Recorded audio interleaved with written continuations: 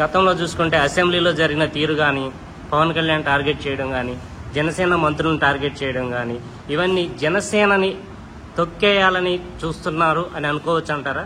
అంటే తొక్కేయాలి అనుకోవడం అంటే రాజకీయాల్లో అనేక విషయాలు జరుగుతూ ఉంటాయి.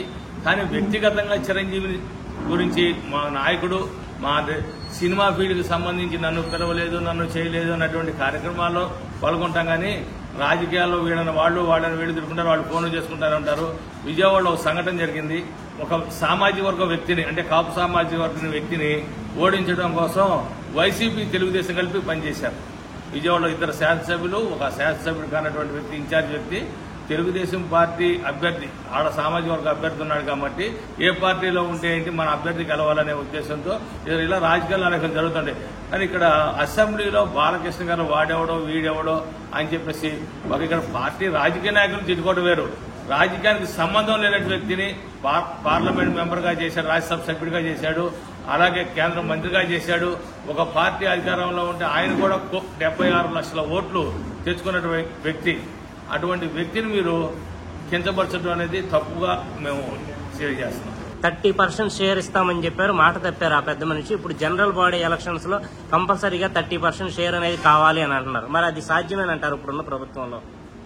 ఇప్పుడున్న ప్రభుత్వం ఇచ్చే పరిస్థితి లేదు.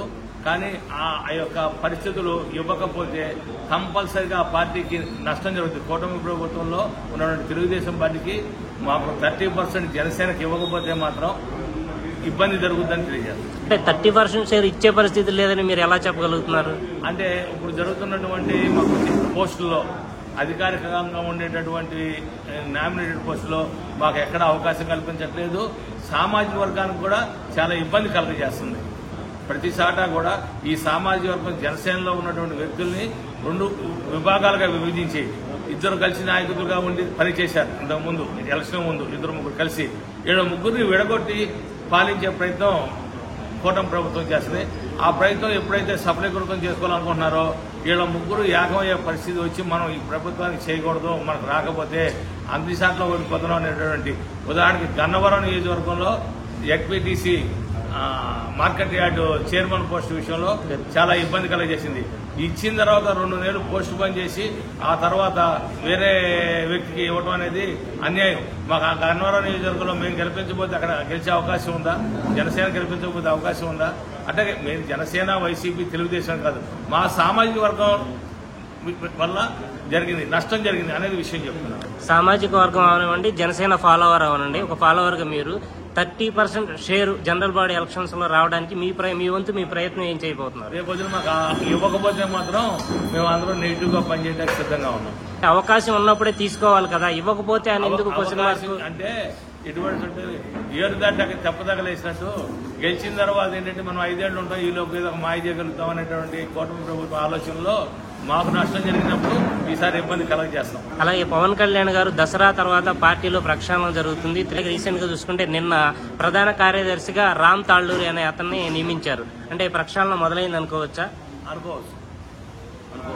జనసేన అనేది ఒక కులానికి అంటగట్టాలనుకుంటున్నారు కదా, అన్ని సామాజిక వర్గాలకి జనసేన ఇవ్వచ్చు, దాంట్లో పదవులు ఇవ్వడంలో తప్పులేదు. ఎందుకంటే ఇక్కడ ప్రత్యేకంగా కాపు సామాజిక వర్గం ఏంటంటే జనసేన అంటే మా సామాజిక వర్గ నాయకుడు ఉన్నాడు కాబట్టి అందరూ చేశారు.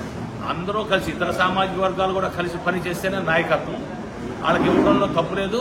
వేరే కులాలందరినీ కూడా కలుపు రావాలి. కానీ ఈ సామాజిక వర్గం, మా సామాజిక వర్గంలో నష్టం జరుగుతుంది కాబట్టి నష్టాన్ని భర్తీ చేయమన్నాం. ఉదాహరణ కింద చెప్పాము, 32 సీట్లు ఉండే గత ప్రభుత్వంలో, ఇప్పుడు 20 సీట్లకు వచ్చినాయి. 20 సీట్లలో జనసేన 9 మందే ఉన్నారు, మీ పార్టీలోనే ఉన్నారు.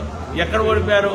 తెలుగుదేశం పార్టీ వల్లే ఓడిపోవడం జరిగింది. ఇతర 12 మంది కూడా. కారణం ఏంటంటే మీరు ఎక్కడ కూడా మా సామాజిక వర్గానికి సరైన సాగా ఇవ్వలేదు. ఇచ్చినటువంటి బందర్ నియోజకవర్గం ఉంది, పార్టీలు వేరైనా సరే మా సామాజిక వర్గం అభ్యర్థి ఓడిపోయాడు. ఓడిపోవడం గల కారణం అక్కడ వేరే సామాజిక వర్గం గెలవచ్చు, ఓడిపోవచ్చు, అది వేరే విషయం. ఎవరైనా గెలుస్తారు, ఒకసారి వాళ్ళు ఒకసారి ఇంటికి వస్తారు. కానీ అట్లా మా సామాజిక వర్గ సభ్యుల్ని చాలా ఓడించడానికి చేశారు. అటువంటి కార్యక్రమంలో మాకు 12 సీట్లు పోయినాయి. మాకు ఏ పార్టీ తరపున అయితే ఏముంది, మాకు సీట్లు పెరిగితే మాకు బలంగా ఉంటుంది, మా సామాజిక వర్గం వాళ్ళ దగ్గరికి వెళ్ళాము మాట్లాడు, మా సామాజిక వర్గం చెప్పుకోవడానికి సాటిస్ఫాక్షన్, ఆ సాటిస్ఫాక్షన్ కూడా పోయింది కదా మాకు. ఒక్క మాటలో కూటమి నాయకుడిగా అధికారంలోకి రాకముందు ఒక మాట, వచ్చిన తర్వాత ఒక మాట మాట్లాడే చంద్రబాబు, సీఎం చంద్రబాబు గారికి 30% షేర్ సాధించే విధంగా మీరేం చేయబోతున్నారు? భవిష్యత్తులో రేపొద్దున పంచాయతీలు ఇవన్నీ ఎన్నికల్లో మాకు మా షేర్ కనుక రాకపోతే మేము కూటమి ప్రభుత్వానికి మా ప్రజలు అందరూ నూరు కప్పిన నిప్పులాగున్నారు. అగ్గిపుల్లతో వెలిగిస్తే పెద్ద మంట ఎలా వస్తుందో ఆ పెద్ద మంట అయ్యే పరిస్థితి ఇక సహించేది లేదని చెప్పి తెలియజేస్తాం.